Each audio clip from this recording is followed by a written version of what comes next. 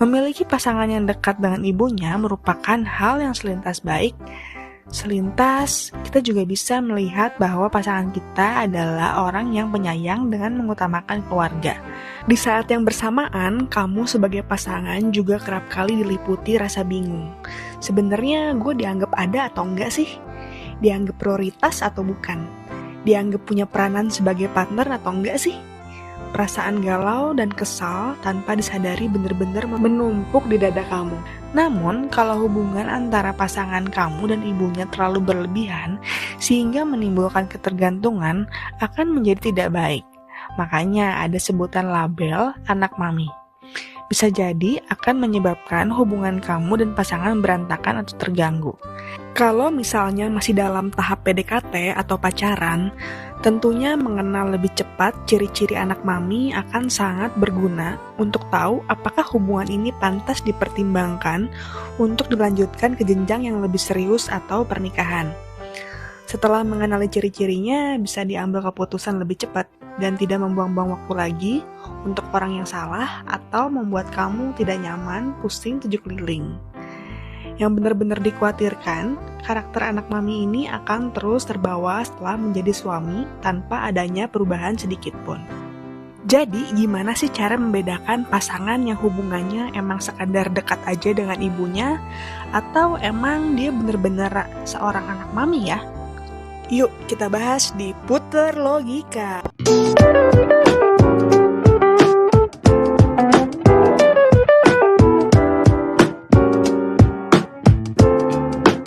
Ciri-ciri anak mami, yang pertama, tidak mampu mengurus dirinya sendiri. Anak mami cenderung mengandalkan ibunya untuk mengurus perintilan-perintilan atau keperluan-keperluan kecil di dalam hidupnya. Misalnya aja, kalau misalnya untuk urusan baju ya, dia minta pendapat ibunya, cocok gak nih setelannya gitu. Atau bahkan mungkin sampai dia minta disiapkan oleh ibunya, baju apa yang mesti dia pakai untuk hari itu. Terus misalnya lagi kalau untuk urusan makanan ya, dia nggak mau kalau misalnya bukan ibunya yang masakin gitu. Dia nggak akan makan tuh misalnya ya. Padahal kan sebagai seorang pria dewasa, dia juga harus bisa melakukan semuanya sendiri. Terus yang kedua, bergantung secara finansial. Anak mami tidak memiliki penghasilan tetap, mengandalkan harta keluarganya, dan tidak memiliki rencana jangka panjang soal keuangan.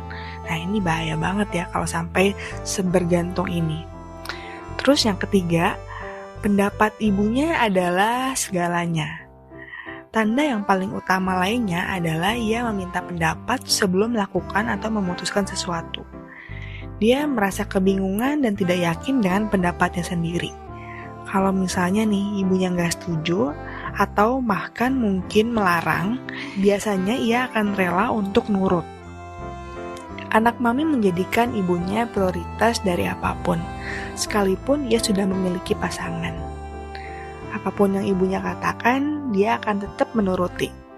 Apabila dilakukan berlebihan, prinsip tersebut kemudian hari akan menjadi masalah ya, ketika pasangan lebih membela ibunya dibandingkan dengan kamu ya.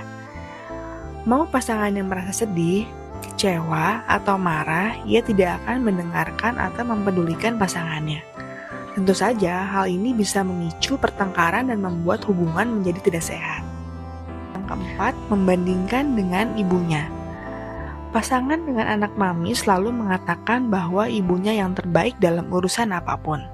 Misalnya nih, ketika kamu berusaha memasak, pasangan kamu malah bilang, kok masakan kamu gak enak ya? Coba deh belajar sama mama aku. Jadinya gedek banget ya kalau digituin. Misalnya lagi, kamu belajar deh ngurus anak sama mama aku. Padahal kamu ingin menerapkan parenting style kamu sendiri. Pasangan kamu tidak bisa menghargai posisi kamu sebagai pasangan.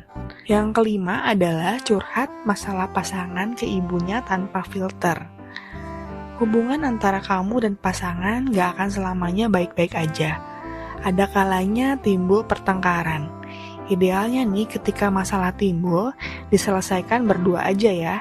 Namun, pasangan kamu malah curhat ke ibunya dengan menceritakan kekurangan kamu atau meminta saran dan solusi.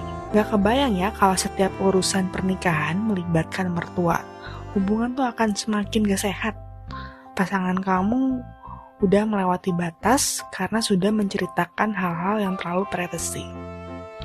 Yang keenam, membatalkan dan melakukan kegiatan demi ibunya. Pasangan kamu akan melakukan apapun yang ibunya suruh, walaupun pasangan kamu mempunyai kegiatan yang lebih penting. Ibunya pun memiliki ketergantungan yang sangat tinggi kepada pasangan kamu karena hanya pasangan kamu yang bisa diandalkan. Misal, pasangan kamu mempunyai deadline pekerjaan atau dia mempunyai janji dating dengan kamu, namun ketika ibunya tiba-tiba menghubungi, dia akan segera membatalkan rencana sebelumnya. Pasti kesel banget ya rasanya kalau misalnya seperti itu.